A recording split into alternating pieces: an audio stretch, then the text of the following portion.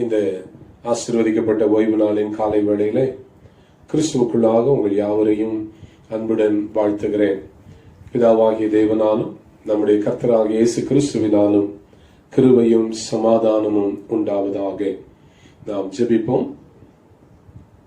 சகல காருண்யமும் நிறைந்த எங்கள் பரலோக தந்தையே, இந்த அருமையான ஓய்வு நாளுக்காக உம்மை ஸ்தோத்தரிக்கிறோம். ஆண்டவர் பெரியவர், மகத்துவம் உள்ளவர், ஜீவன் உள்ளவர். ஆண்டவரே, இந்த நாளிலே நாங்கள் உங்களுடைய நாமத்தை உயர்த்துகிறோம், போற்றுகிறோம். ஆண்டவரே, நீர் எங்களோடு கூட இருக்கிறீர், அதற்காக உமக்கு நன்றி சொல்லுகிறோம். ஒவ்வொரு நாளும் உம்முடைய கரம் பிடித்து நாங்கள் நடக்கிறோம்.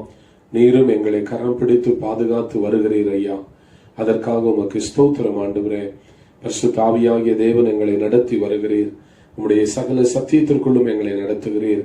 உலக தோற்றத்திற்கு முன்னதாகவே நீர் எங்களை தெரிந்து கொண்டீர். உம்முடைய சொந்த பிள்ளைகளாக ஆண்டவரே எங்களை நீர் அழைத்ததற்காக உமக்கு நன்றி செலுத்துகிறோம். விலையேற பெற்ற கிறிஸ்துவின் ரத்தத்தினாலே நாங்கள் மீட்கப்பட்டிருக்கிறோம்.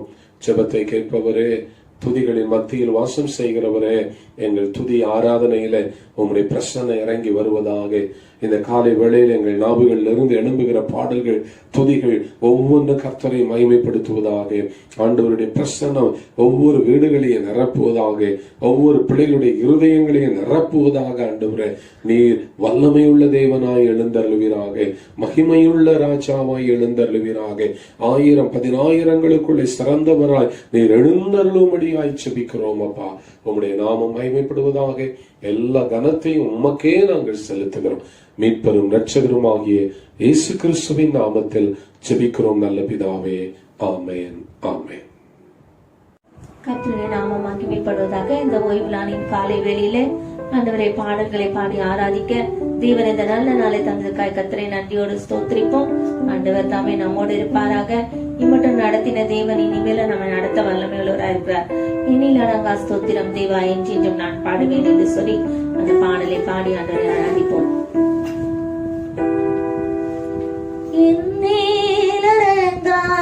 ஸ்தோத்திரம் தேவா என்றும் நான் பாடுவேன்.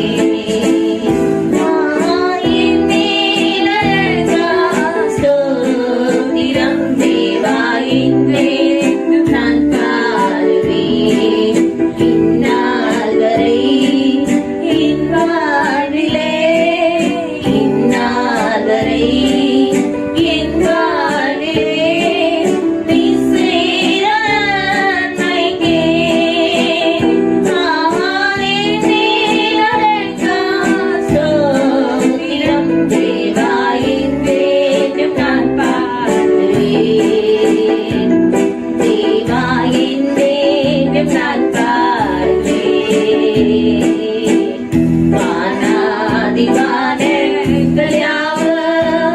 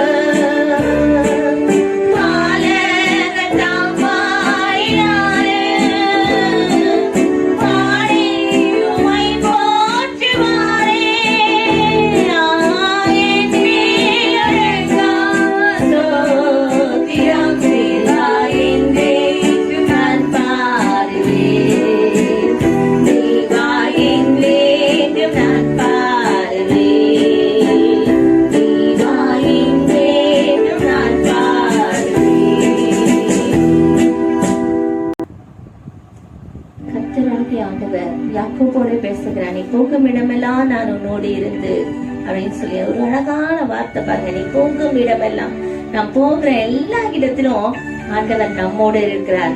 நாம் தலை சாய்க்க ஒரு கல் உண்டு, அது ஆண்டவராகிய இயேசு கிறிஸ்து. அதனால நமக்கு தலை சாய்ப்பதற்கு நான் எங்கே போவேன் என்று சொல்லி எங்கிக் கொண்டிருக்கிற நமக்கு ஆண்டவர் மேலே அவருடைய மார்பிலே சாய்ந்து கொள்ள கர்த்தர் நமக்கு ஒரு நல்ல இடத்தை கொடுத்திருக்கிறார். தலை சாய்க்கும் கல் நீரையா, மூளை கல் நீரையா என்று சொல்லி அவரை துதித்து பாடுவோம். தலை சாய்க்கும் கல் நீரையா, மூளை கல் நீரையா, தலை சாய்க்கும் கல் நீரையா,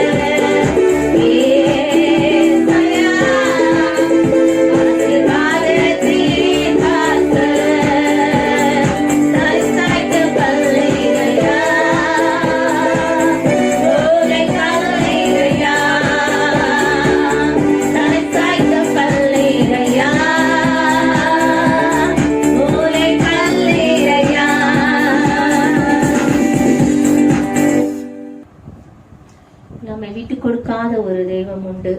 அவரை நாம் பார்ப்போம். நம் வழி மாறும்பொழுது நமக்கு பாதை காட்டுவார். நாம் தடுமாறும் பொழுது இதுதான் வழி, இதுல நாம் நடக்க வேண்டும் என்று சொல்லி நம்மை வழி நடத்துகிற ஒரு தகப்பன் உண்டு. நம்முடைய கரங்களை பிடித்து நம்மை வழி நடத்தி கொண்டிருக்கிறார். இதுவரைக்கும் ஆண்டவர் நம்மை வழி நடத்தியிருக்கிறார். இனிமேல நம்மை நடத்த, நம்மை தாங்க வல்லமை உள்ளவராயிருக்கிறார். என்னை விட்டு கொடுக்காதவர். அந்த பாடலை பாடுவோம்.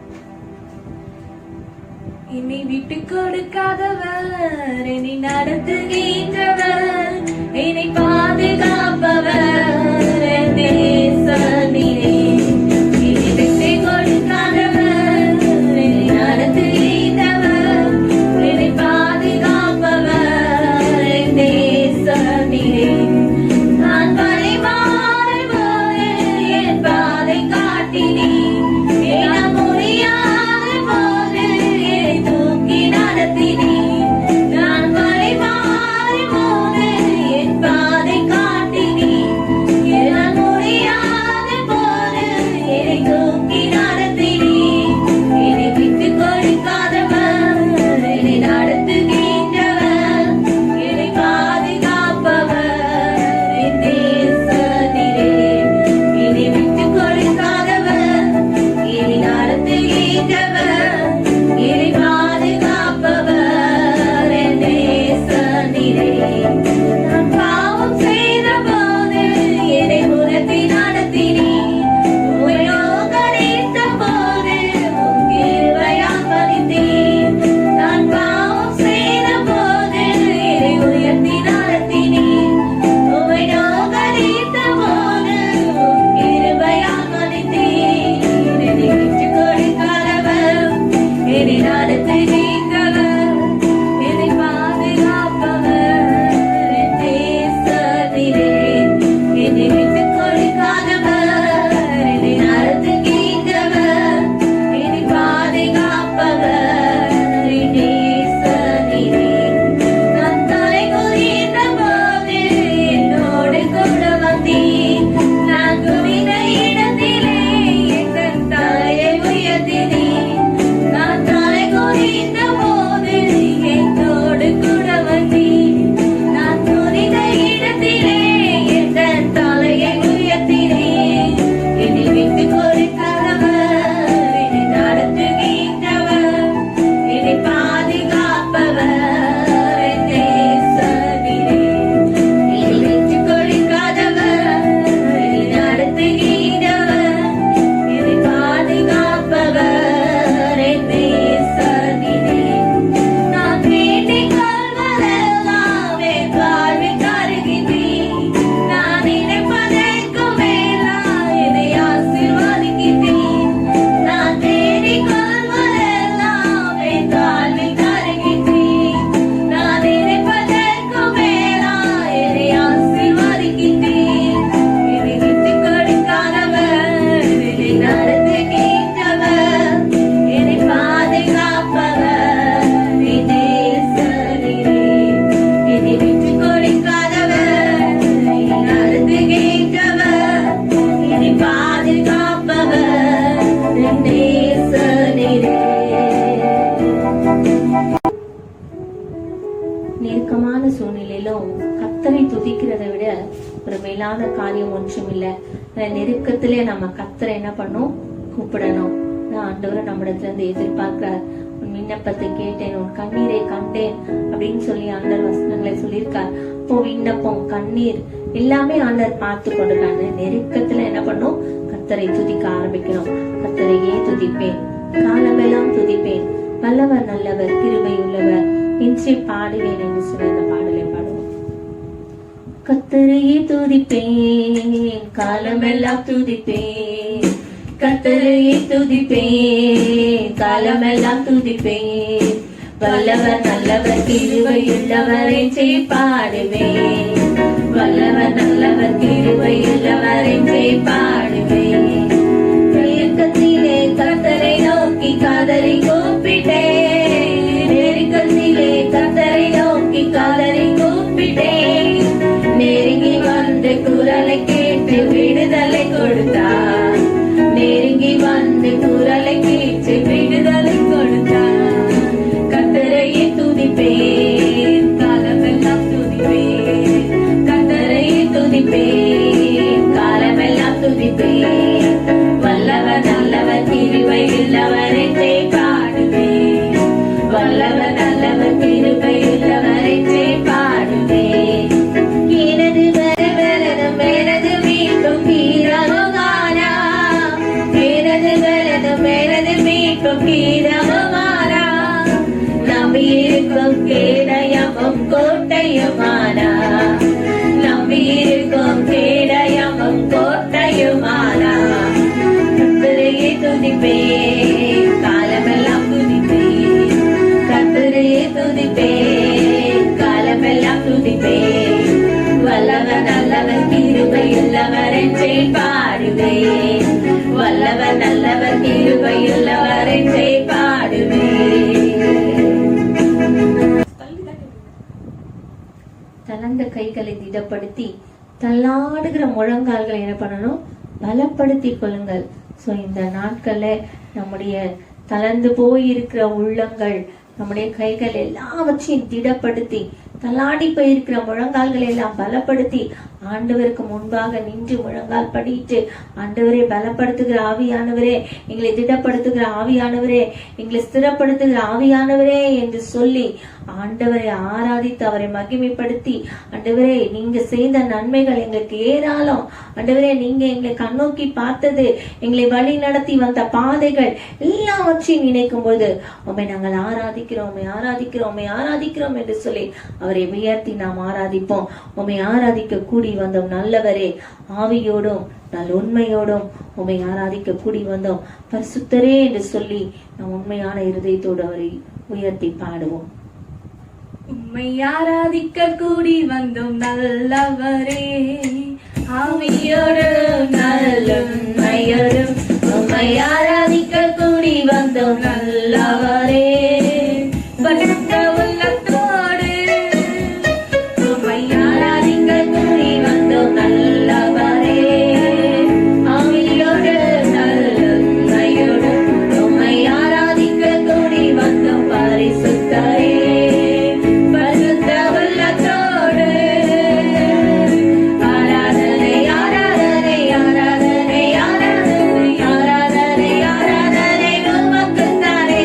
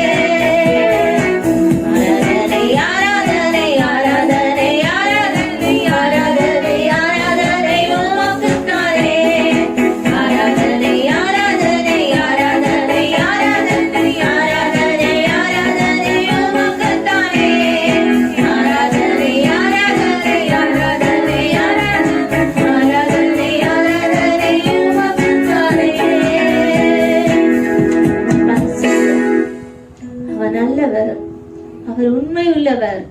அவரை நாம் ஆராதிப்போம், அவரை நாம் ஆராதிப்போம். மாட்சிமை நிறைந்தவர், மகிமை உடையவர். அவரை ஆராதிக்க கூடி வந்திருக்கிறோம். உம்மை ஆராதிக்க நாங்கள் கூடி வந்திருக்கிறோம்.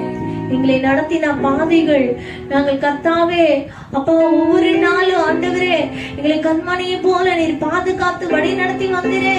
எங்களெல்லாம் நினைத்து உம்மை ஆராதிக்க, உம்மை மகிமைப்படுத்த, உம்மை உயர்த்த, உம்முடைய நாமத்தை நாங்கள் ஸ்தோத்திரிக்க இந்த வேலை கடந்து வந்திருக்கிறோம். அப்பா நீங்க கர்த்தாவே எங்கள் மத்தியிலே இறங்கி வரும்படியாய், உம்முடைய பிரசன்னத்தை எங்கள் மேலே ஊற்றும்படியாய், உம்முடைய மகிமையினாலே எங்களை நிரப்பும்படியாய் நாங்கள் செபிக்கிறோம். ஆண்டவரே நீங்க நினைச்சாதான் எங்களுக்கு ஆசீர்வாதம். ஆண்டவரே நீங்க மறந்தா நாங்க எங்கே போவோம்? ஆண்டவரே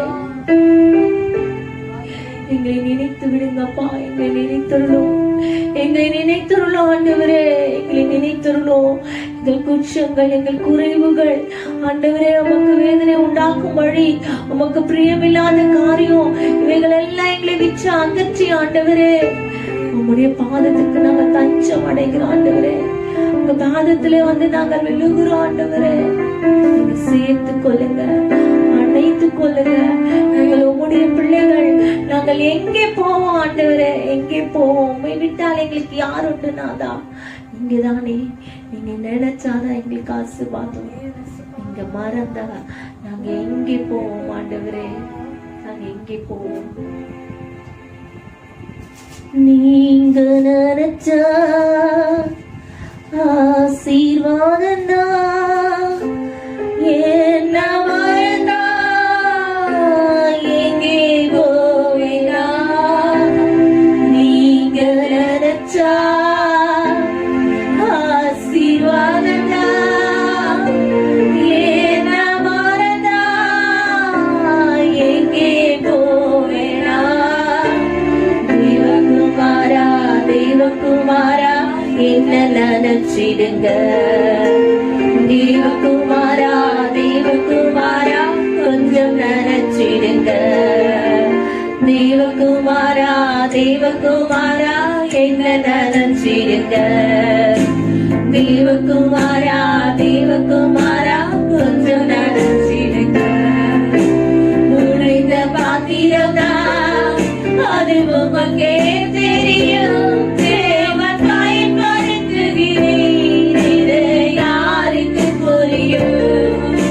உடைந்த பாத்திரம்தான் அது உமக்கே தெரியும். தேவன் பயன்படுத்துகிறேன், இது யாருக்கு புரியும்?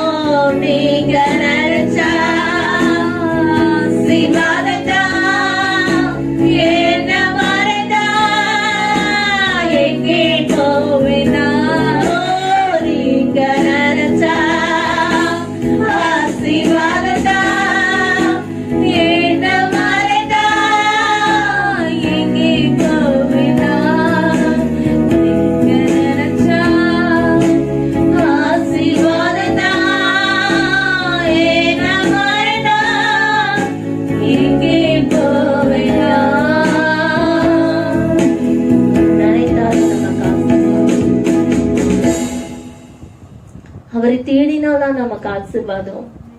அவருடைய பாதத்திலே நாம் உட்கார்ந்திருப்பதுதான் நமக்கு ஆசீர்வாதம். அவரோடு இணைந்து கொள்வதுதான் நமக்கு ஆசீர்வாதம். நீங்கள் என்னை தெரிந்து கொள்ளவில்லை, நான் உங்களை தெரிந்து கொண்டேன் என்று சொல்லியிருக்கிறார் ஆண்டவர்.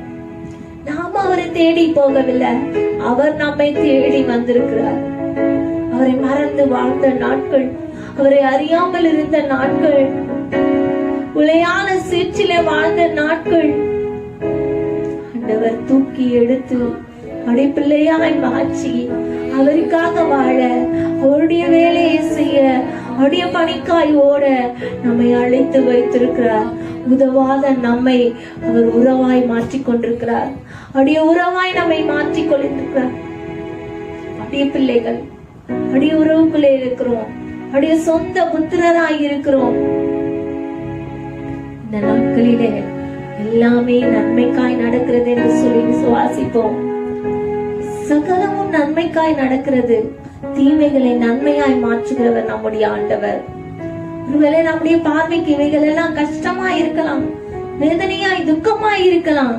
ஆனால் எல்லாவற்றையும் மாற்ற வல்லமை உள்ள தேவன் நம்முடைய தேவன். தீமைகளை நன்மையாய் மாற்றுகிறவர் நம்முடைய தேவன். துக்கத்தை துன்பத்தை ஆசீர்வாதமாய் மாற்றுகிறவர் நம்முடைய தேவன். அப்படிப்பட்ட ஒரு தேவன் நம்மோடு இருக்கிறார். அவர் நம்மை நடத்தி செல்லுவார். அவர் நம்மை கரம் பிடித்த நாள் முதல் இதுவரைக்கும் நடத்திருக்கிறார். இனியும் நம்மை நடத்துவார். பெருமையான நாட்களை நினைத்து பார்க்கிறீர்கள். கர்த்தர் ஒரு ஆசீர்வாதத்தை வைத்திருக்கிறார். ஒன்றுமில்லாத நேரத்திலெல்லாம் நம்மை ஆசீர்வதித்து உயர்த்தின தேவன் இனி வரும் நாட்களிலும் நம்மை ஆசீர்வதித்து நம்மை மேன்மைப்படுத்தி நம்மை உயர்த்த வல்லமை உள்ளவராக இருக்கிறார். அப்படி கருத்துக்களை நம்மை தாழ்த்தி ஒப்பு கொடுப்போம். ஆண்டவர் இந்த நாளை நமக்கு ஆசீர்வாதமாக்கி தருவாராக.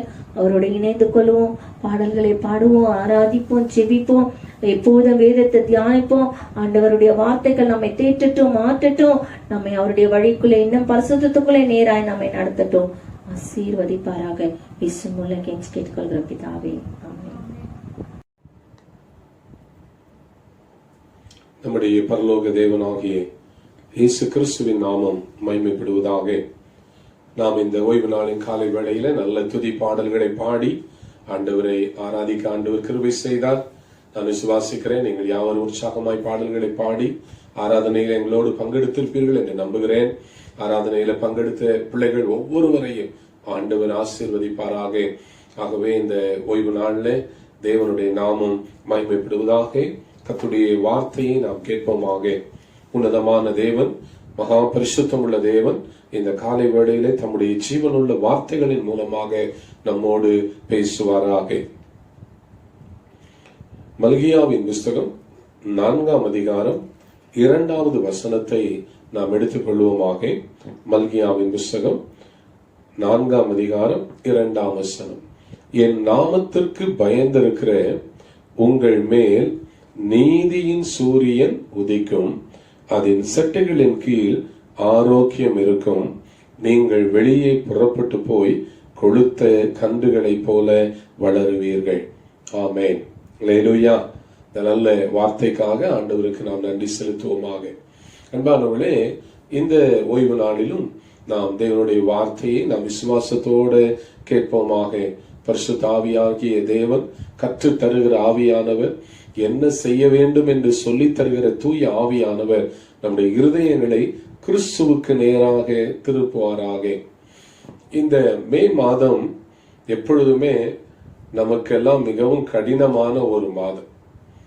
மெய்யாகவே இந்த நாட்களிலே நாம் கோடை காலம் என்று சொல்லி இந்த நாட்களிலே அதிகமான உஷ்ணத்தை நம்முடைய தேசம், நம்முடைய இந்த சூழல், இந்த சரௌண்டிங்ல இருக்கிற எல்லா நாடுகளிலும் அதிகமான உஷ்ணம் இருக்கிறதான ஒரு நாட்கள். இந்த நாட்களிலே நாம் எல்லாரும் ஒவ்வொரு நாளும் எதை பற்றி பேசுகிறோம் என்றால் சூரியனை பற்றி தான் பேசுகிறோம். ஒவ்வொரு நாளும் ஒவ்வொருடைய வாயிலும் எல்லாரும் என்ன செய்கிறார்கள், சூரியனை இந்த நாள்ல என்ன செய்கிறார்கள், இவ்வளவு சூடா இருக்கிறதே என்று சொல்லி எல்லாரும் காலையில இருந்து இரவு வரைக்கும் மிகவும் வருத்தமாய் பேசுகிறோம். நானும் கூட சந்திக்கிற எல்லாரும் சொல்லும் போது என்ன சொல்லுகிறார்கள், மிக அதிகமான வெப்பமாய் இருக்கிறது, மிக அதிகமான சூடாய் இருக்கிறது, சூரியன் இவ்வளோ இதா இருக்கிறது என்று சொல்லி எல்லாரும் மிக கஷ்டத்தோட சூரியனை குறித்து நாம் பேசுகிறோம். பாருங்கள், இந்த சூரியன் கடவுளாலே உண்டாக்கப்பட்டது. ஆதியிலே தேவன் வானத்தையும் பூமியும் உண்டாக்கி சூரியனையும் அதில் உள்ள சுடர்களை எல்லாம் உண்டாக்கினார் என்று சொல்லி நாம் வாசிக்கிறோம். இந்த சூரியனை ஆண்டவர் மிக அருமையாக படைத்திருக்கிறார். பாருங்கள், சூரியனை சுற்றி அநேக கோள்கள் சுற்றி வருகிறது. அதிலே பூமியும் ஒன்று. உண்மையாகவே பூமியை ஆண்டவர் சரியான இடத்திலே வைத்திருக்கிறார். நிறைய கோள்களிலே பார்ப்பீர்கள் என்றால் சூரியனை விட்டு மிகவும் தூரமாய் இருக்கும் போது அந்த கோள்களில் அதிகமான குளிர் இருக்கும். ஒருவேளை சூரியனுக்கு மிக அருகில் இருக்கிற கோள்களை பார்ப்பீர்கள் என்றால் அதிகமான வெப்பம் இருக்கும். ஆனால் நம்முடைய பூமியானது சூரியனுக்கு மிக சரியான இலக்கிலே ஆண்டவர் வைத்திருக்கிறார். மனிதர்கள் வாழக்கூடிய விதத்திலே வெப்பத்தையும், மனிதர்களை இன்னும் ஒருவேளை சூரியனுக்கு சற்று தூரமாக பூமி இருந்திருக்கும் என்றால் நம்ம எல்லாருமே குளிரிலே உறைந்து போய் விடுவோம். ஆகவே கடவுள் தம்முடைய படைப்பிலே மிக அற்புதமான ஒரு சிருஷ்டிகராய் இருக்கிறார். அல்லேலூயா, ஆண்டவருக்கு மகிமை உண்டாகட்டும். அவர் எல்லாவற்றையும் நேர்த்தியாக படைத்தார். வேதம் சொல்லுகிறது, ஆண்டவர் ஒவ்வொரு நாளும் ஒவ்வொன்றையும் படைத்து விட்டு அது நல்லது என்று கண்டார் என்று வேதம் சொல்லுகிறது. பூமியிலே ஆண்டவர் இருந்து அவர் செய்த ஊழியங்களை எல்லாம் பற்றி வேதம் என்ன சொல்லுகிறது, எல்லாவற்றையும் நன்றாய் செய்தார். நன்றாய் செய்கிற ஒரு தேவன் நம்மோடு இருக்கிறார். ஆமென். ஆகவே அன்புக்குரியவர்களே, இந்த நல்ல காலை வேளையில சூரியனை குறித்து இப்பொழுது நான் சொல்லிக் கொண்டிருந்தேன். ஆனால் நான் வாசிக்க கேட்ட வேத வசனத்திலே ஒரு சூரியனை குறித்து நாம் வாசிக்கிறோம். அது என்ன என்று சொன்னால், நீதியின் சூரியன் என்று எழுதப்பட்டிருக்கிறது. அல்லேலூயா. பழைய ஏற்பாடு மல்கியாவோடு நிறைவு பெறுகிறது. நம்ம மல்கியாவோடு நிறைவு பெறும் பொழுது மல்கியா தீர்க்கதரிசி 4ஆம் அதிகாரம் கடைசி அதிகாரம் அதுதான். அந்த கடைசி அதிகாரத்துல 2வது வசனத்துல நீதியின் சூரியனாகிய இயேசு கிறிஸ்துவை குறித்து மிக அழகாக இங்கே சொல்லி இந்த பழைய ஏற்பாட்டை நிறைவு செய்கிறதை நாம் பார்க்கிறோம். ஆகவே இந்த காலை வேளையில ஆண்டவராகிய தேவன் நமக்கு எப்படி இருக்கிறாரா, நீதியின் சூரியனாய் இருக்கிறார். அல்லேலூயா. இயேசு எப்படி இருக்கிறார், நமக்கு நீதியின் சூரியனாய் இருக்கிறார். உலக சூரியன் எப்படி இருக்கிறது என்றால் அது அதிகமான வெப்பமான சூரியனாய் இருக்கிறது, நம்மால தாங்க முடியாததாய் இருக்கிறது.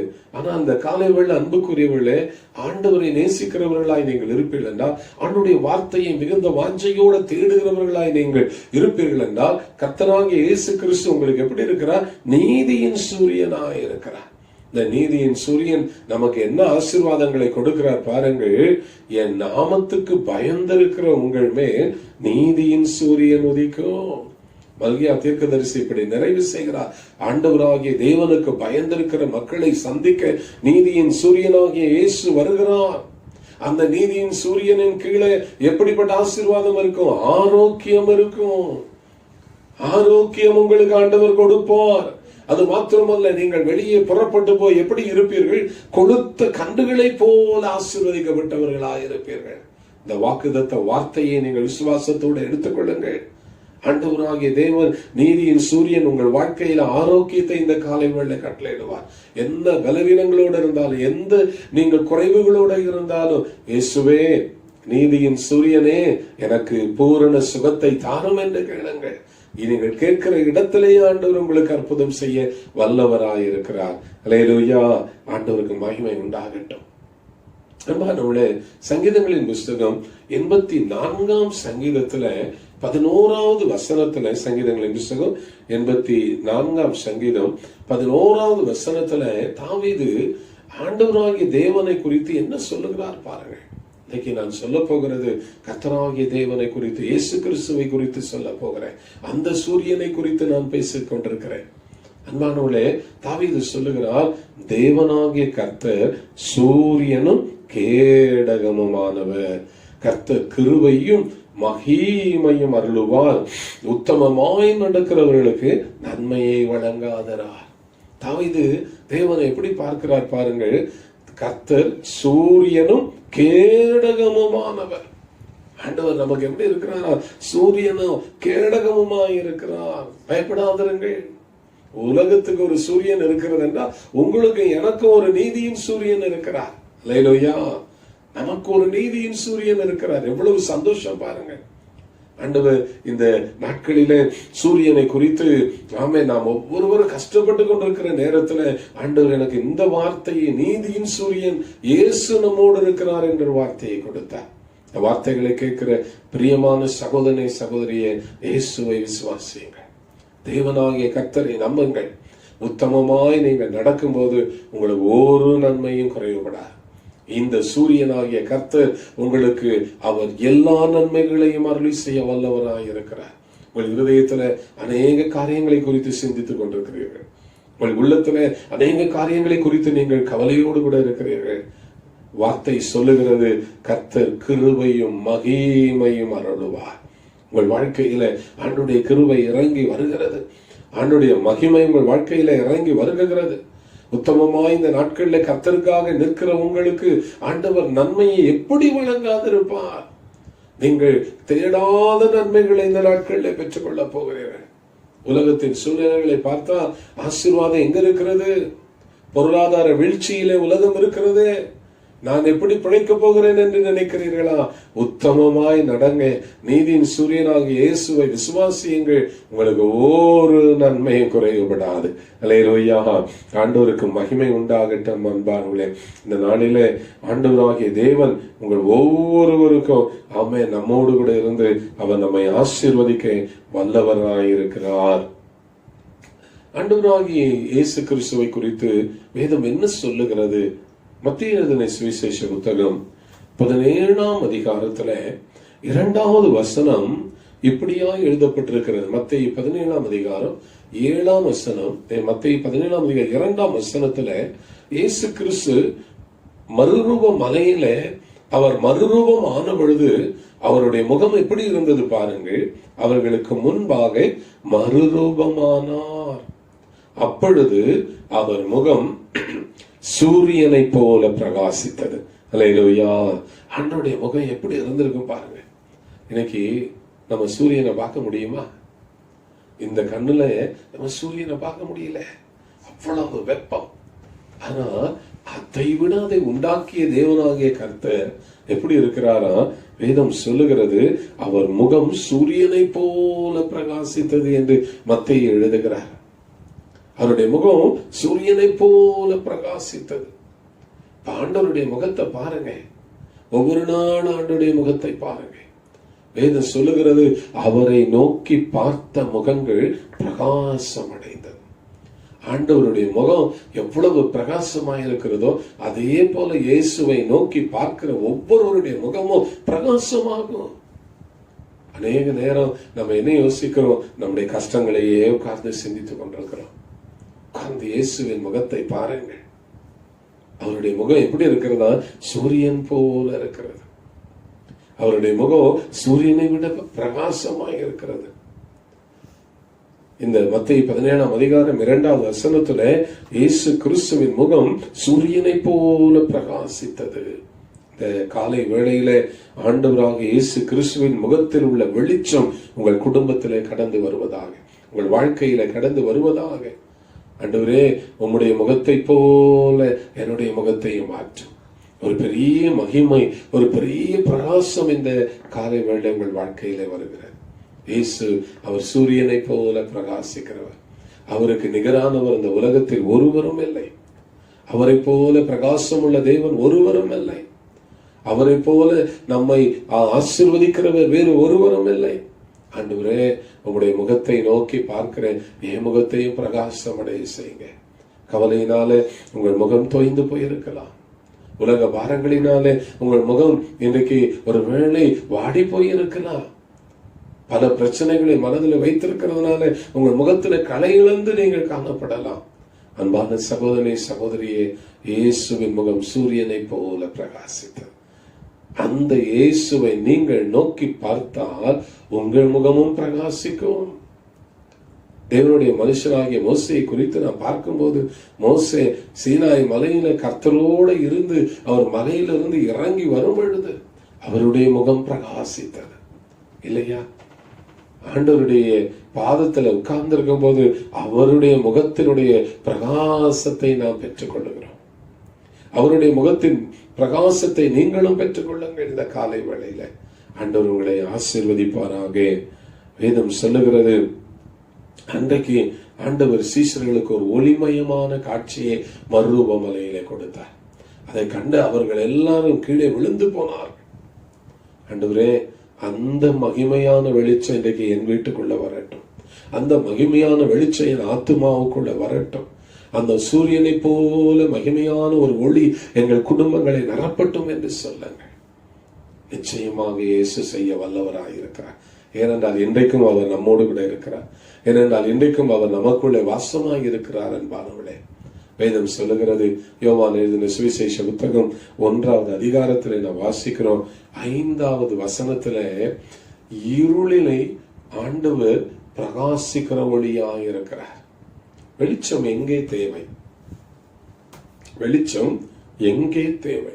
இந்த உலகத்திலே என்ன இருக்கிறது? இந்த உலகத்திலே இருள் இருக்கிறது.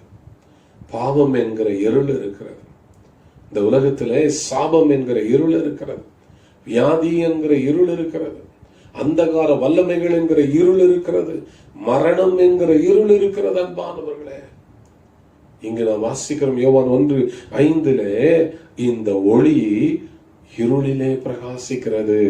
ஹல்லேலூயா.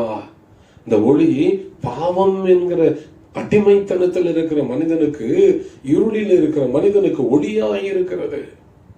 இன்னைக்கு நீங்கள் பாவத்தில் இருக்கிறீர்களா? வாருங்கள் இயேசு வண்டை, அவர் உங்களை பிரகாசிக்க பண்ணுவார். வியாதியில இருக்கிறீர்களா? வியாதி என்கிற இருள் இருக்கிறதா? சாபம் என்கிற இருள் இருக்கிறதா? வறுமை என்கிற இருள் இருக்கிறதா? மரணம் என்கிற இருளிலே நீங்கள் வாழ்ந்து கொண்டிருக்கிறீர்களா? வேதம் சொல்லுகிறது, அந்த ஒளி இருளிலே பிரகாசிக்கிறதா? அப்ப இயேசு அவர் ஒவ்வொரு மனிதனுடைய வாழ்க்கையில் இருக்கிற இருளிலே பிரகாசிக்கிற தேவனாய் இருக்கிறார். ஒவ்வொரு மனிதனுக்கும் இயேசு தேவை. ஒவ்வொரு மனிதனுக்குள்ள ஒரு இருண்ட பகுதி ஒன்று இருக்கிறது. உலகத்திலே பாருங்கள், எவ்வளவு கோடிக்கணக்கான மக்களை நாம் பார்க்கிறோம். மிக அழகாக இருப்பார்கள், ஆனால் அவர்களுக்குள்ளே ஒரு மறைவான இருள் இருக்கும். பெரிய ஐஸ்வர்யவானாய் இருப்பார்கள், ஆனால் அவர்களுக்குள்ளே ஒரு வெறுமை என்கிற இருள் இருக்கும். எத்தனையோ மனிதர்கள் பெரிய பெரிய நபர்களாக இருப்பார்கள், பலவிதமான பிசாசினுடைய கிரியைகளில பிடிக்கப்பட்டிருப்பார்கள். ஒளியில் இல்லை அவங்களுடைய வாழ்க்கையில. ஆகவேதான் அவர்கள் என்ன செய்கிறார்கள்? வீடுகளிலே ஒளியை ஏற்றி வைக்கிறார்கள். வீட்டுக்குள்ளே ஒரு ஒளியை ஏற்றி வைக்கிறார்கள். ஏனென்றால் எங்க வீட்டுல வெளிச்சம் இல்லை. ஆனா இன்னைக்கு நாம அப்படி இல்லை. நம்முடைய ஆண்டவராகிய தேவன் நமக்கு ஒளியாய் இருக்கிறார். ஹல்லேலூயா. அந்த ஒளி இருளிலே பிரகாசிக்கிறது. இருளானது அதை பற்றி கொள்ளாது. இயேசு கிறிஸ்துவினுடைய ஒளியின் வெளிச்சத்தை எந்த இருளும் தடை செய்ய முடியாது. ஹல்லேலூயா. மக்கள் அறியாமை என்கிற இருள்ல இருக்கிறார்கள். இயேசுவை அறியாதவர்கள் கோடி கோடியாய் இருக்கிறார்களே. சிந்தித்து பாருங்கள், மனபாரப்படுங்கள். நான் வாழ்வது எதற்காக? ஒவ்வொரு நாளும் எதுக்காக நமக்கு கொடுக்கப்படுகிறது? நான் சொல்லுகிற இந்த காரியத்தை நன்றாய் நீங்கள் கவனியுங்கள். உலகத்தில் வாழுகிற ஒவ்வொரு மனிதனையும் கிறிஸ்துவுக்குள்ளே கொண்டு வருவதற்காகத்தான் கிறிஸ்து நமக்கு வாழ்வு கொடுத்து கொண்டிருக்கிறார்.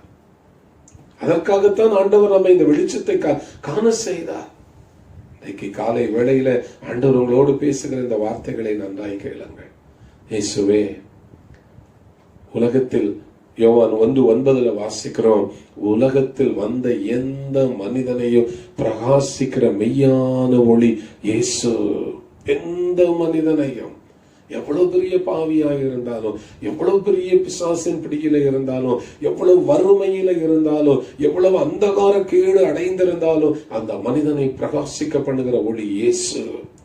ஒவ்வொரு மனிதனும் இயேசு அண்டை வர வேண்டும். அந்த மெய்யான ஒளியை பெற்றுக்கொள்ள வேண்டும். அந்த பிரகாசிக்கிற ஒளியை அவர்கள் அறிந்து கொள்ள வேண்டும். உலகத்துல வந்த ஒவ்வொரு மனிதனையும் இயேசு நேசிக்கிறார் என்கிற அந்த வெளிச்சத்தை நாம உலகத்தின் மக்களுக்கு சொல்ல வேண்டும். நீதியின் சூரியன் இயேசு ஒவ்வொரு குடும்பங்களுக்குள்ளே வருவாராக. நீதியின் சூரியனாக இயேசு உலகத்தில் ஒவ்வொரு மனிதனுக்கு வெளிச்சத்தை கொடுப்பாராக. உங்கள் மூலமாக, என் மூலமாக கொடுப்பாராக. ஆகவே இந்த காலை வேளையில ஒவ்வொரு மனிதனையும் பிரகாசிக்கிற மெய்யான ஒளி இயேசு.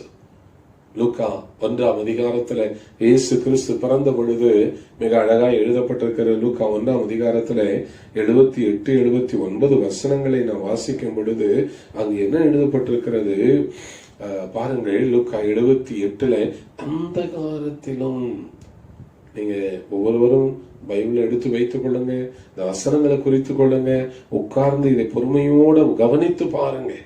ஒவ்வொரு வசனத்திலேயும் ஆண்டவர் இருக்கிறார், ஒவ்வொரு வார்த்தையிலே ஆண்டவர் இருக்கிறார். அந்த காலத்திலும் மரண இருளிலும் உட்கார்ந்து இருக்கிறவர்களுக்கு வெளிச்சம் தர இந்த நீதியின் சூரியன் வந்தார். அந்த காலத்திலும் மரண இருளிலும் உட்கார்ந்து இருக்கிறவர்களுக்கு வெளிச்சம் தர இந்த இயேசு வந்தார். 79ஆம் வசனத்துல வாசிக்கிறோம், நம்முடைய கால்களை சமாதானத்தின் வழியிலே நடத்தவும் அவ்விரக்கத்தினாலே உன்னதத்திலிருந்து தோன்றிய அருணோதயம் நம்மை சந்தித்திருக்கிறது. உன்னதத்திலிருந்து தோன்றிய அருணோதயம். அருணோதயம் என்றால் அது சூரியனை குறிக்கிறது. அருணோதயம் என்றால் அது சூரியனை குறிக்கிறது. அதாவது ரைசிங் சன் என்ற ஆங்கிலத்தில் அதற்கு அர்த்தம். உதிக்கிற சூரியன் என்று அருணோதயத்தை குறித்து சொல்லப்படுகிறது. அப்படி என்றால் நம்முடைய ஆண்டவராகிய தேவன் அருணோதயமாயிருக்கிறார், உதிக்கிற சூரியனாயிருக்கிறார். மரண இருளில உட்கார்ந்திருக்கிற பிள்ளைகளுக்கு வெளிச்சத்தை கூட இன்றுக்கும் இயேசு இருக்கிறார். ஒவ்வொரு நாளும் சொல்லுங்க, இயேசுவே வாழ்க்கையில ஒளியாயிருக்கிறார், இயேசுவே குடும்பத்துல நீதியின் சூரியனாகிய நீர் வருவீராக. ஆண்டவரே எனக்கு நீங்க தேவை என்று சொல்லுங்க. சகையு என்கிற மனிதனை குறித்து நான் வாசிக்கிறோம். சகையு பாருங்கள், உலக மக்கள் எல்லாம் அவனை பாவி என்று சொன்னார்கள். யாரும் அவனை நல்லவன் என்று சொல்லவில்லை. ஏனென்றால் அவர் ஒரு டாக்ஸ் கலெக்டர், வரி வசூலிப்பவனாய் இருந்தபடியினாலே அவன் எல்லாரும் பாவி என்று அவனை வெறுத்து ஒதுக்கினார்கள். ஆனால் இயேசு யாரை தேடினார் தெரியுமா?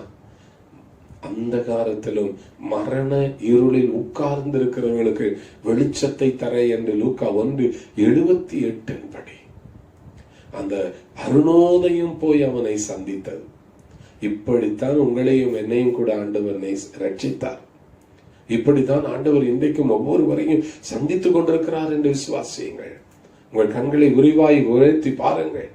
ஆண்டவருடைய ரட்சிப்பு இன்றைக்கு எல்லா மக்களுக்கும் சென்று கொண்டிருக்கிறது.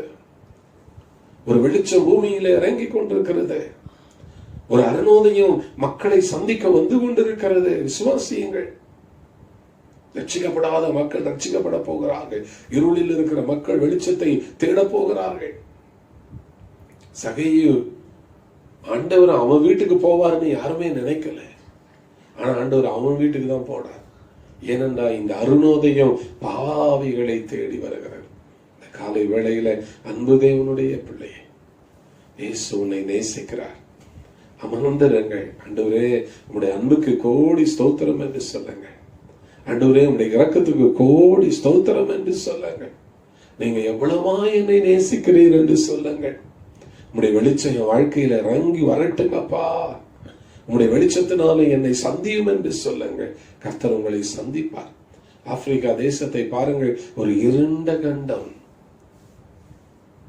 பயங்கரமான மூட நம்பிக்கைகளில வாழுகிற மக்கள், இன்னும் காடுகளிலும் பள்ளத்தாக்குகளிலும் குழிகளிலும் வாழுகிற மக்கள் ஏராளம். ஆனால் அந்த மக்கள் சுவிசேஷத்தின் ஒளியாகிய வெளிச்சத்தை கேட்டு இன்னைக்கு மகா பெரிய வெளிச்சமாகிய இயேசுவை அறிந்திருக்கிறார்கள். இந்த நீதியின் சூரியன் அங்கே பிரகாசித்ததுனால அநேக இருண்ட உள்ளங்கள், இருண்ட கண்டமாகிய ஆப்பிரிக்கா தேசத்துல இன்னைக்கு வெளிச்சம் பரவி இருக்கிறது. ஆண்டவருக்கு மகிமை உண்டாகட்டும். எத்தனையோ பாவியான மக்களை இயேசு நேசித்திருக்கிறாரே.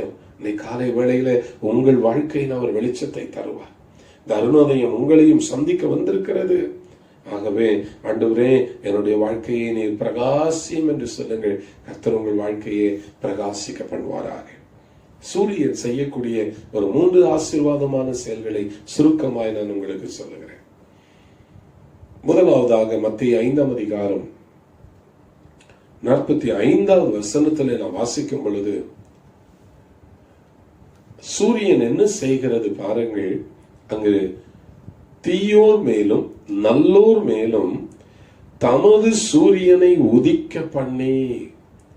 சூரியன் செய்யக்கூடிய ஒரு அருமையான செயலை நாம் இங்கே வாசிக்கிறோம். சூரியன் என்ன செய்கிறது? காலையில கிழக்கிலே உதிக்கிறது. அது தன்னுடைய நேரத்திலே தவறாமல் செய்கிறது, வருகிறது. ஒரு நாளும் முன்னாலேயும் வராது, ஒரு நாளும் பின்னாலேயும் வராது. அதற்கு குறிக்கப்பட்ட நேரத்தில் சரியாய் உதிக்கிறது. அது மாத்திரமல்ல, அது நல்லோர் மேலும் தீயோர் மேலும் தன்னுடைய வெளிச்சத்தை பரவ செய்கிறது. அதே போலதான் ஆண்டவராகிய இயேசு கிறிஸ்துவும் பூமியிலே நீதியுள்ளவர்கள் மேலும் அநீதி உள்ளவர்கள் மேலும் மழையை பெய்ய பண்ணுவார் என்று வேதம் சொல்லுகிறது. இந்த நீதியின் சூரியனாகிய இயேசு கிறிஸ்து நல்லோர் மேலும் தீயோர் மேலும் அவர் ஆசீர்வாதத்தை கொடுக்க வல்லவராக இருக்கிறார். சூரியன் ஒருபோது வேறுபாடு பார்ப்பது இல்லை. ஆண்டவராகிய நீதியின் சூரியனாகிய இயேசு கிறிஸ்துவும் நல்லவர்கள் யார் கெட்டவர்கள் யார் என்று பார்த்து மழையை அனுப்புவது இல்லை. மழை பொதுவான ஒன்று, எல்லாருக்கும் தேவையான ஒன்று.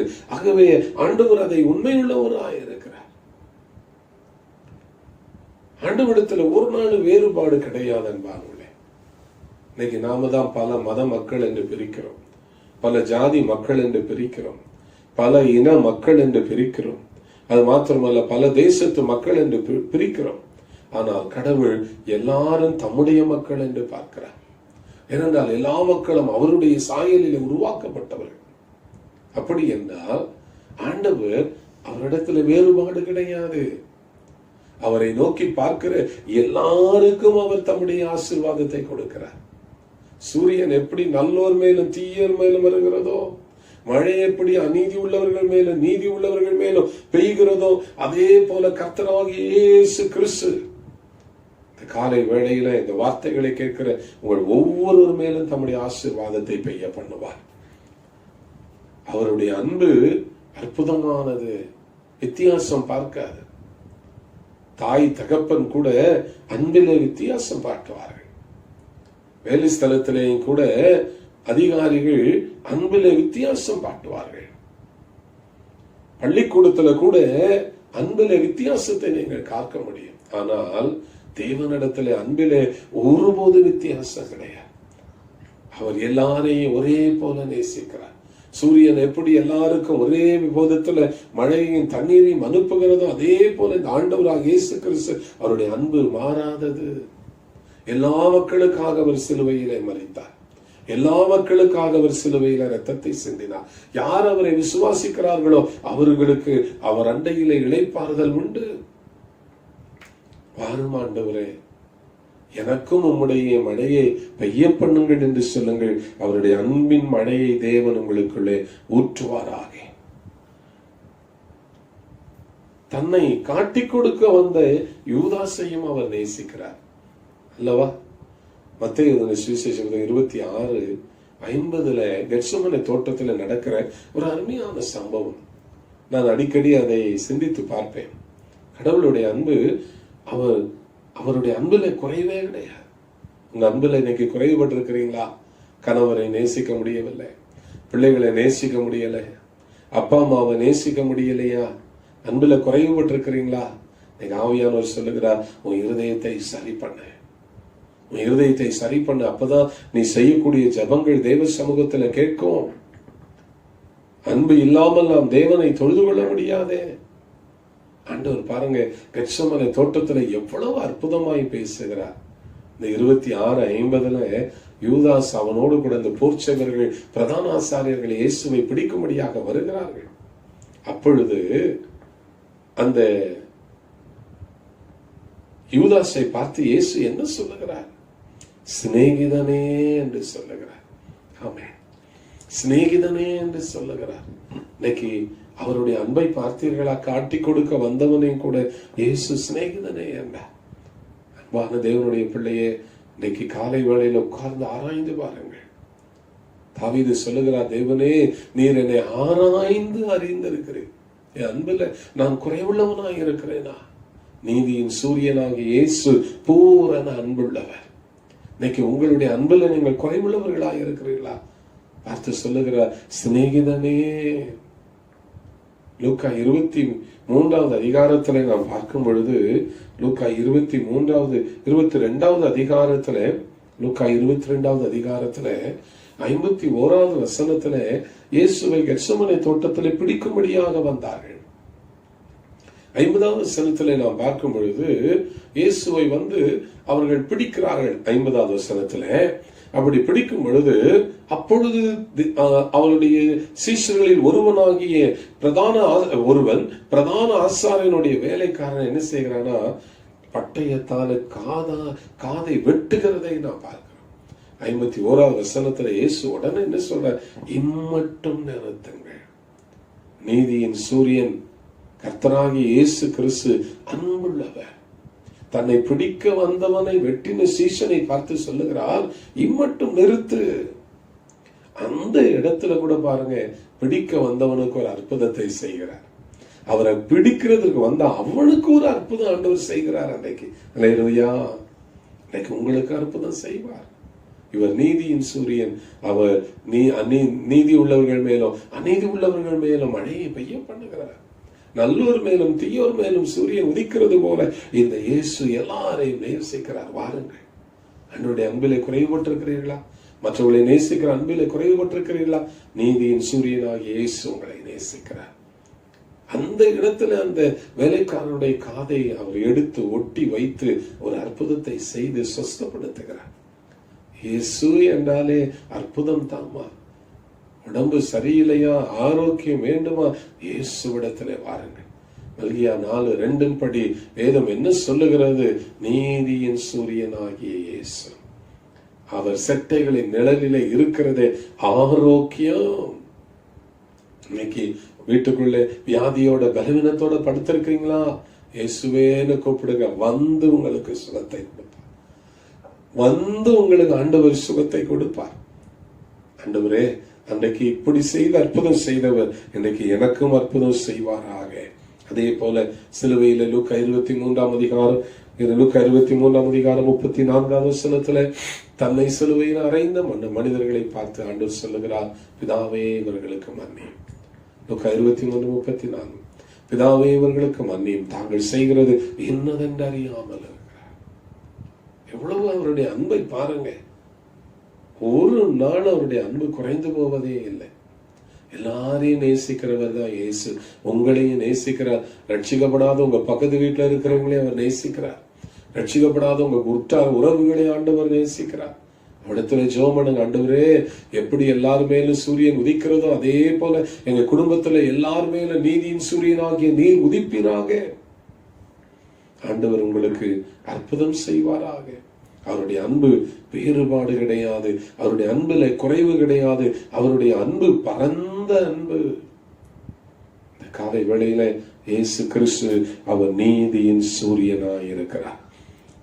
எல்லாருக்கும் நன்மைகளை அளிக்கிற சூரியனாய் இருக்கிறார். இரண்டாவதாக ஆண்டவர் நமக்கு கொடுக்கிற ஆசீர்வாதம் என்ன? 104ஆம் சங்கீதம் 22:20 முதல் 24 வரைக்கும் நாம் வாசிக்கலாம்.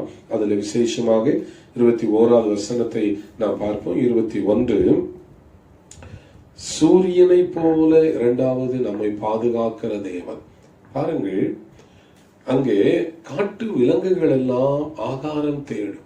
22வது வசனத்துல நாம் வாசிக்கும் பொழுது, சூரியன் உதிக்கையில் அவைகளெல்லாம் ஒதுங்கி தங்கள் தாபரங்களில் படுத்துக் கொள்ளும்.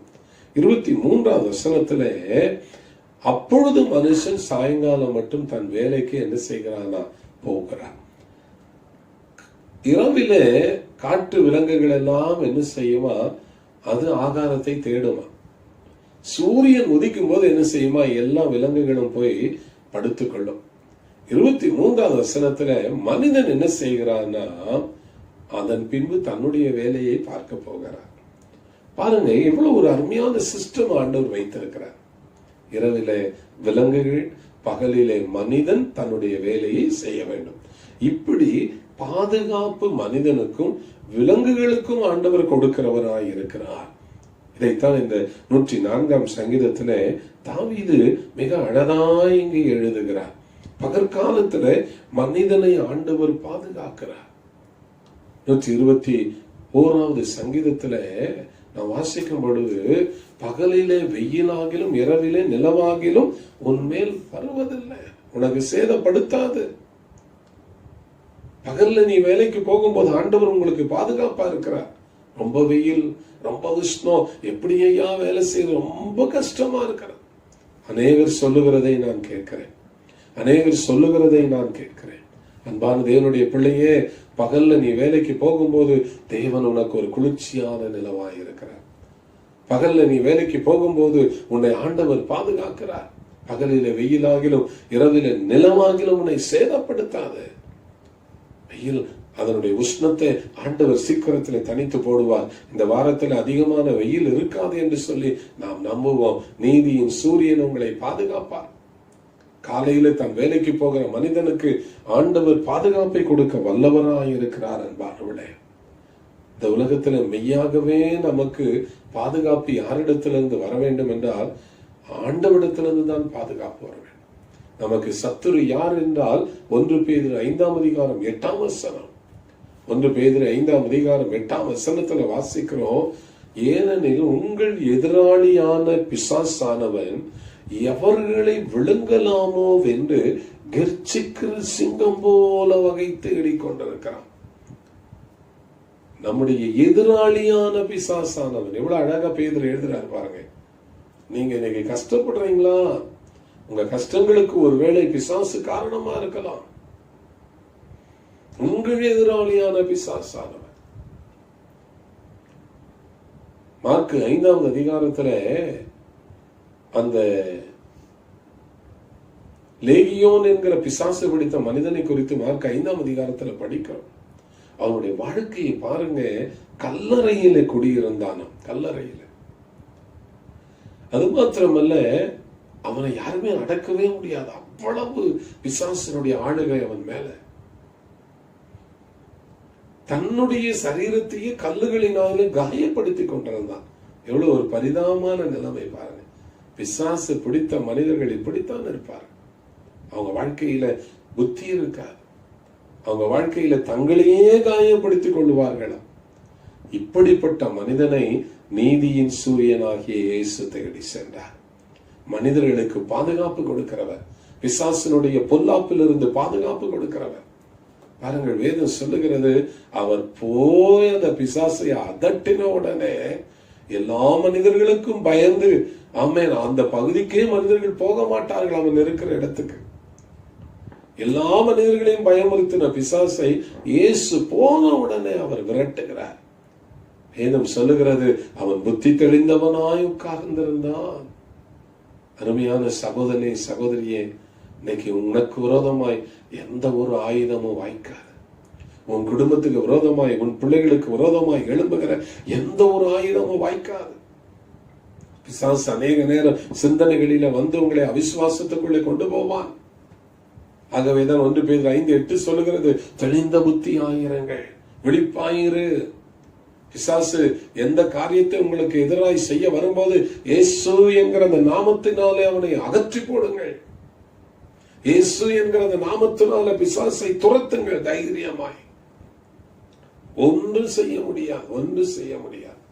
இயேசு பிசாசின் தலையை சிலுவையில நசுக்கி விட்டார். அன்பானவர்களே, இந்த நல்ல காலை வேளையில, ஆண்டவரே, என் குடும்பத்துக்கு விரோதமாய் போராடுகிற பொல்லாத பிசாசினுடைய எல்லா கிரியைகளையும் இயேசுவின் நாமத்துல நான் அழிக்கிறேன் என்று சொல்லுங்க.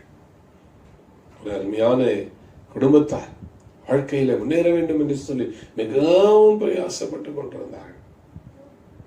அவருடைய வாழ்க்கையிலே பலவிதமான போராட்டங்கள், பிசாசினுடைய போராட்டம். பல இடங்களுக்கு போனார்கள். குறி சொல்லுகிற இடங்கள், குறிமேடைகள், பல மந்திரவாதிகள், சாமியார்களை போய் பார்த்தார்கள். ஒன்றும் செய்ய முடியவில்லை. ஒரு நாள் ஒரு அருமையான ஊழிய காலத்துல வந்து ஜெபம் பண்ணாங்க. யாரோ சொன்னாங்க, போங்க இயேசுவிடத்துல, அதை கேட்டு வந்த ஆலயத்துல வந்து ஜெபம் பண்ணாங்க. ஆண்டவர் அற்புதமாய் அந்த குடும்பத்தை பிசாசின் பிடியிலிருந்து பாதுகாத்தார். இன்னைக்கு மிகுந்த ஆசீர்வாதமாய் இருக்கிறார்கள். அன்பு சகோதரனே, சகோதரியே, என்னாகமம் 23:23 சொல்லுகிறார், யாக்கோவுக்கு விரோதமான மந்திரம் கிடையாது, இஸ்ரவேலுக்கு விரோதமான குறி சொல்லுதல் ஒரு நாளும் கிடையாது. என்னாகமம் 23:23 யாக்கோவுக்கு விரோதமான மந்திரவாதம் கிடையாது. சிலரை நான் பார்த்திருக்கிற சில விசுவாசிகள் கொஞ்சம் எதனா வித்தியாசமா உடம்பு சரியில்லைன்னா உடனே யாரோ எங்களுக்கு ஏதோ செய்து விட்டார்கள். இப்படிப்பட்ட சிந்தனை பிசாசு இடத்திலிருந்து வருகிறது. கவனமாயிருங்கள், தெளிந்த புத்தியாயிருங்கள். உங்களுக்குள்ளே நல்ல ஒரு பரிசுத்த ஆவியானவர் இருக்கிறார். சகல சத்தியத்திற்குள்ள நடத்துகிற பரிசுத்த ஆவியானவர் இருக்கிறார். எப்பொழுதெல்லாம் இது போல அவிசுவாசமான எண்ணங்கள் வருகிறத உடனே அடையாளம் கண்டுபிடித்து இயேசுவின் நாமத்துல வெளியே விரட்டி விடுங்கள். அநேகரை நான் பார்க்கிறேன், ஏதாவது ஒரு சின்ன பிரச்சனை கொஞ்சம் வித்தியாசமா வந்துட்டா போதும், உடனே யாரோ எங்களுக்கு விரோதமாய் செய்து விட்டார், யாரோ எங்களுக்கு இப்படிப்பட்ட ஒரு பயங்கரத்தை செய்து விட்டார்கள். ஒன்றுமில்லை. இயேசுன்னு சொல்லுங்க. என்னாகமம் 23:23 சொல்லுங்க, நீங்க கர்த்தருடைய பிள்ளைகள். யார் உங்களுக்கு என்ன செய்ய முடியும்? யார் நமக்கு விரோதமா என்ன செய்ய முடியும்? யாக்கோபுக்கு விரோதமான மந்திரவாதம் இல்லை, இஸ்ரவேலுக்கு விரோதமான குறி சொல்லுதல் இல்லை. ஆமென். தர்மையான காலை வேளையில நீங்கள் எந்த சூழ்நிலையில இருந்தாலும் நம்மை இயேசு பாதுகாக்கிறார். எந்த மந்திரவாதங்களும் எந்த விக்கிரகாராதன் கிரியைகளும் உங்கள் குடும்பத்தை தொட முடியாது. என்னாக 23:23 நீதியின் சூரியன் உங்களோடு கூட இருக்கிறார். நீதியின் சூரியன் இருக்கிறார். நம்மை பாதுகாக்கிற நீதியின் சூரியனாகிய இயேசு நம்மோடு கூட இருக்கார். அதன் சட்டைகளின் கீழ் ஆரோக்கியம் இருக்கும். நீங்கள் வெளியே புறப்பட்டு போய் கொழுத்த கன்றுகளை போல வளருவீர்கள் என்று ஆவியானவர் சொல்லுகிறார். வெளியே புறப்பட்டு போய் கொழுத்த கன்றுகளை போல கர்த்தர் உங்களை ஆசீர்வதிப்பார். மூன்றாவதாக, கடைசியாக காலை வேளையிலே 2 சாமுவேலின் புத்தகம் 23ஆம் அதிகாரம் 3-4 வசனங்களை நாம் பார்ப்போம். 2 சாமுவேல் 23:3-4. இஸ்ரவேலின் தேவனும் இஸ்ரவேலின் கன்மலையும் ஆனவர் எனக்கு சொல்லி உரைத்ததாவது, நீதிபரராய் மனுஷரை ஆண்டு தெய்வ பயமாய் துரைத்தனம் பண்ணுகிறவர் இருப்பார். 4வது வசனம் வேதம் சொல்ல, அவர் காலையில் மந்தாரமில்லாமல் உதித்து மழைக்கு பிற்பாடு தன் காந்தியினால் புல்லை பூமியிலிருந்து முளைக்க பண்ணுகிற சூரியனுடைய விடியற்கால வெளிச்சத்தை போல இருப்பார் என்றார். 3வதாக வாசிக்கிறோம், அவர் எப்படி இருப்பாரா? புல்லை பூமியிலிருந்து முளைக்க பண்ணுகிற சூரியனுடைய விடியற்கால வெளிச்சத்தை போல இருப்பார். நமக்கு தானியத்தையும் ஆசீர்வாதத்தையும் விளைய பண்ணுகிறவர் ஆண்டவராகிய தேவன்.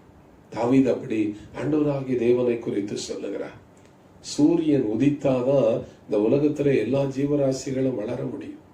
சூரியன் உதித்தாதான் மரங்கள், இலைகள் எல்லாமே என்ன செய்ய முடியும்? நல்ல வளர முடியும். எல்லா மரங்களும் எல்லா காரியங்களும் நல்ல வளர்ச்சி அடைய வேண்டும் என்றால் சூரியன் உதிக்க வேண்டும். அப்ப அதே போல நீதியின் சூரியனாகிய தேவன் நமது குடும்பங்களிலே அவர் என்ன செய்ய வேண்டும்? அவர் நமக்கு நல்ல ஆசீர்வாதங்களை கொடுப்பதற்கு அவர் ஆதாரமாய் இருக்கிறார்.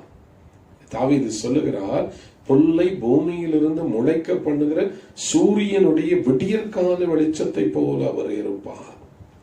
சூரியன் இல்லாவிட்டால் எந்த மரமும் செடியும் கொடியும் ஒன்றும் வளர முடியாது. எல்லா பயிர்களும் தானியம் விளைய வேண்டும் என்றால் சூரியன் வர வேண்டும்.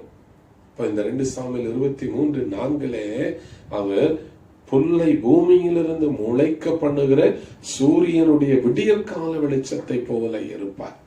இயேசு நமக்கு எப்படி இருக்கிறார் பாருங்க. தானியத்தை விளைய பண்ணுகிறவர் அவர். ஆமென். ஆசீர்வாதத்தை விளைய பண்ணுகிறவர். கொஞ்சம் இருந்தா போதுமா, அது 1000 மடங்கு அவரால் வளர செய்ய முடியும். அல்லேலூயா. விசுவாசிகள் கொஞ்சம் இருந்தா போதும், 1000 மடங்கு அவரால் அதை வளர செய்ய முடியும்.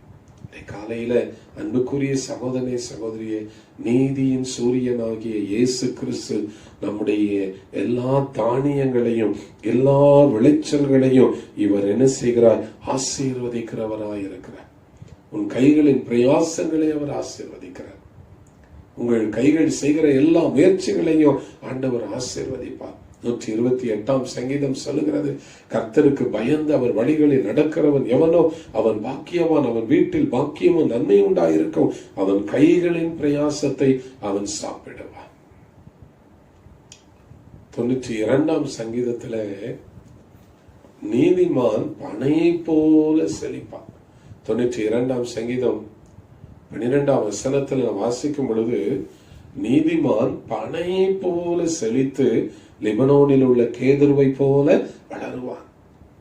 இந்த வருஷம் நிறைய பேர் என்ன சொல்றாங்க, 2020 ஒண்ணுமில்ல, இது எப்படி கடந்து போவோன்னே தெரியல, எப்படி நம்ம ஆசீர்வாதமா இருப்போமான்னு தெரியல, நல்ல காரியம்லாம் நடக்குமான்னு தெரியல.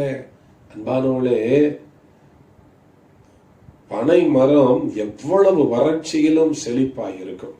ஆமென். பனை மரம் எவ்வளவு வளர்ச்சியும் எவ்வளவு அது வறட்சியையும் அது என்ன செய்யும்? தாங்கிக் கொள்ளும். அதே போல கர்த்தருடைய ஆலயத்தில் நாட்டப்பட்டவர்கள் தேவனுடைய பிரகாரங்களில் என்ன செய்வார்களா? செழித்திருப்பார்கள். எத்தனை பேர் விசுவாசிக்கிறீங்க இந்த வார்த்தையை? அல்லேலூயா. தேவனுடைய ஆலயத்தில் நாட்டப்பட்டவர்கள் ஐயா, விசுவாசத்தோட பேசும்படி அழைக்கப்பட்டிருக்கிறோம். பைபிள்ல ஒவ்வொரு வார்த்தையும் உங்களுக்காக எனக்காக எழுதப்பட்டது. ஒவ்வொரு வசனத்திலையும் இயேசு இருக்கிறார். ஆமென்.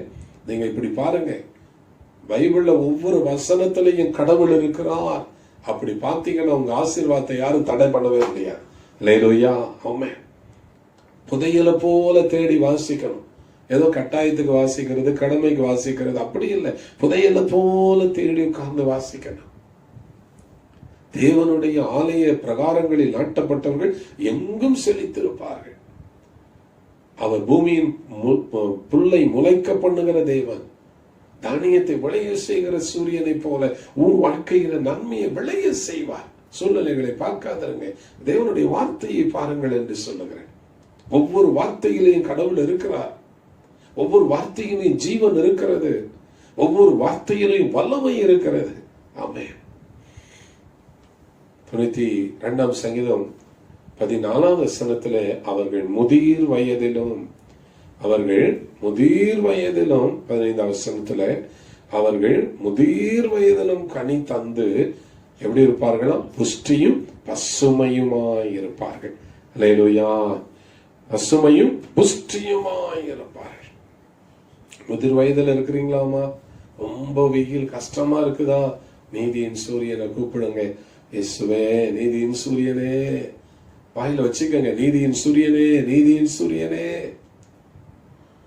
முதிர் வயதிலேயே நீங்க நல்ல புஷ்டியா இருப்பீங்க. அல்லேலூயா. நம்புறீங்களா? வயசாயிருச்சு, உடம்பு இப்படி ஆயிடுச்சு அப்படி ஆயிடுச்சு எல்லாம் யோசிக்காதீங்க. கடவுளுடைய வார்த்தையை நம்புங்க. முதிர் வயதிலே உங்களை புஷ்டியும் பசுமையும் செழிப்புமாய் வைப்பார். உங்களை பார்க்கிறவங்க எல்லாம் ஆசீர்வதிக்கப்பட்டவர்கள் என்று சொல்லுவார்கள். வேதம் அழகாய் சொல்லுகிறது, அவர்கள் முதிர் வயதிலும் கனி தந்து உங்களை விளைய செய்கிற தேவன் அவர். உங்களை ஆசீர்வதிக்கிற தேவன் அவர். முதிர் வயதிலையும் உங்களுக்கு அவரால் அற்புதம் செய்ய முடியும் என்று நம்புங்க. முதிர் வயதிலையும் உங்கள் வாழ்க்கையை செழிப்பாய் ஆசீர்வதிப்பார். முதிர் வயதில் அவர்கள் கனி தந்து பசுமையும் புஷ்டியுமாய் இருப்பார்கள். அல்லேலூயா. ஆகவே இந்த காலை வேளையில ஆண்டுடைய நாமத்திற்கு மகிமை உண்டாவதாக. இந்த வாரத்திலும் கூட நாம் இப்படி ஆமென் வீடியோ மூலமாக தேவனுடைய வார்த்தையை கேட்பதற்கு சொல்லுவதற்கு நமக்கு ஆண்டவர் கிருபை செய்ததற்காக ஆண்டவருக்கு நாம் நன்றி செலுத்துவோம். விசேஷமாக இந்த மல்கியா 4:2 படி நீதியின் சூரியனாகிய கர்த்தர் உங்கள் குடும்பங்களிலே பிரகாசிப்பாராக. எந்த மனிதனையும் பிரகாசிக்கிறவர் இயேசு. முதலாவதாக நாம் 3 ஆசீர்வாதங்களை பார்த்தோம். முதலாவது, அவர் நல்லவர் மேலும் பொல்லாதவர்கள் மேலும் சூரியனை உதிக்க பண்ணுகிற தேவன். உங்களுக்கும் நன்மைகளை செய்கிற நீதியின் சூரியனாய் இருக்கிறார். இரண்டாவது, நமக்கு பாதுகாப்பை அளிக்கிற நீதியின் சூரியனாய் இருக்கிறார். மூன்றாவது, விளைய செய்கிற சூரியனாய் அவர் இருக்கிறார். ஆண்டவரே, நீதியின் சூரியனே, முதிர் வயதிலே என்னை புஷ்டியாக்கும், என்னை பசுமையாக்கும் என்று சொல்லுங்க. ஆச்சரியமான காரியங்களை நீங்கள் காண்பீர்கள். ஆண்டவர் இந்த வார்த்தைகளை ஆசீர்வதிப்பாராக. இந்த வார்த்தைகளை கேட்ட உங்கள் குடும்பங்களை கர்த்தர் ஆசீர்வதிப்பாராக. ஆண்டவர் உங்களோடு கூட இருப்பாராக. ஆமென். நாம் ஜெபிப்போம். எங்கள் கண்மலையும் எங்கள் மீட்பருமாக எங்கள் பரலோக பிதாவே, இந்த ஆசீர்வதிக்கப்பட்டதான ஓய்வு நாளுக்காக உம்மை ஸ்தோத்திரிக்கிறோம். தகப்பனே, நீதியின் சூரியனாகிய தேவனாகிய கர்த்தர் எங்கள் குடும்பங்களிலே பிரகாசிப்பீராக. ஆண்டவரே, நம்முடைய தேவனாகிய கர்த்தர் சூரியனும் கேடகமுமானவர் என்று தாவீது சொல்றார். உத்தமமாய் நடக்கிறவர்களுக்கு நன்மையை வழங்காதரா. ஆமென். நன்மையை கொடுக்கிற தேவன் நீங்கப்பா. நீதியின் சூரியனே வாரும், குடும்பங்களுக்குள்ளே வாரும், எல்லாருடைய குறைவுகளை நீக்கி போடும். ஒவ்வொருவருக்கும் விசுவாசத்தை தாங்கப்பா. ஒவ்வொருவருக்கு நல்ல ஜபாவியை கொடுங்க. எல்லாரும் உம்மை நோக்கி பார்க்க உதவி செய்யுங்கப்பா. ஆண்டவரே, சூரியன் எப்படி பூமிக்கு ஆண்டவரே நன்மையை கொடுக்கிறதோ, நீர் அதே போல நன்மையை கொடுங்க. இந்த காலை வேளையில ஆண்டவரே ஜெபித்துக் கொண்டிருக்கிற எல்லா பிள்ளைகளையும் ஆசீர்வதிங்க. இந்த காலை வேளை இந்த வீடியோவை பார்க்கிற எல்லா பிள்ளைகளையும் ஆசீர்வதிங்க. ஆண்டவரே, என்னுடைய வாழ்க்கையில ஒரு நன்மை இந்த காலை வேளை உண்டாகட்டும். சூரியனுடைய வெப்பம் தணிந்து மழை பெய்ய போகட்டும். மழை பெய்யட்டும் என்று சொல்லி நான் ஜெபிக்கிறேன். விசுவாசத்தோட ஆண்டவரே, வரும் நாட்களில் சூரியனுடைய வெப்பம் குறைந்து போகட்டும். ஆண்டவரே, நீதியின் சூரியன் எங்கள் குடும்பங்களை ஆளுகை செய்தார்கள், எங்கள் பிள்ளைகளை ஆளுகை செய்தார்களும். ஒவ்வொரு வீட்டையும் நீர் ஆசீர்வதிங்க. ஆண்டவரே, யார் யார் ஆண்டவரை எதை எதை இழந்து போனார்களோ, என் ஆண்டவர் எல்லாருக்கும் இரட்டிப்பாயவைகளை கொடுப்பீராக. ஆண்டவரே, பஞ்ச காலத்திலும் போஷிக்கிற தெய்வம் நீங்க, பஞ்ச காலத்திலும் எங்களை ஆசீர்வதிக்கிற தெய்வம் நீங்க. வானத்தின் பலகணிகளை திறந்து இடங்கொள்ளாமல் போக மட்டும் எங்கள் குடும்பங்களை ஆசீர்வதி. நீதியின் சூரியனே நீர் வாரும் என்று சொல்லி உம்மை வாழ்த்துகிறோம். ஆண்டவரே, இந்த நாளில் இருளில் இருக்கிற மக்கள் பெரிய வெளிச்சத்தை காண்பார்களாக. ஒவ்வொரு பிள்ளைகளையும் ஆசீர்வதி. தேவனாகிய கர்த்தர் இந்த காலை வேளையில ஒவ்வொருவரையும் பேர் பேராய் ஆசீர்வதிப்பிறார். துதி கன மகிமையாவும் உமக்கு தருகிறோம். மீட்பரும் இரட்சகருமாய் இருக்கிற இயேசுவின் நாமத்தில் ஜெபிக்கிறோம் நல்ல பிதாவே, ஆமென். என் ஆத்துமாவே கர்த்தரை ஸ்தோத்திரி, என் முழுவலமேடு பரிசுநாமத்தை ஸ்தோத்திரி. என் ஆத்துமாவே கர்த்தரை ஸ்தோத்திரி, அவர் செய்த சகல உபகாரங்களை மறவாதே. ஆமென், ஆமென். நம்முடைய கர்த்தராகிய இயேசு கிறிஸ்துவின் கிருபை, பிதாவாகிய தேவனுடைய அன்பும், பரிசுத்த ஆவியானவர் அருளும், ஆசீர்வாதங்கள், நன்மைகள், பாதுகாப்பும் பராமரிப்பும் நம் அனைவரோடும், குடும்பங்களோடும், பிள்ளைகளோடும் இன்றும் என்றும் சதா காலங்களிலும் உண்டாயிருப்பதாக. ஆமென், ஆமென். ஆண்டவர் உங்கள் ஒவ்வொருவரையும் பேர் பேராய் ஆசீர்வதிப்பாராக. ஆமென். God bless you.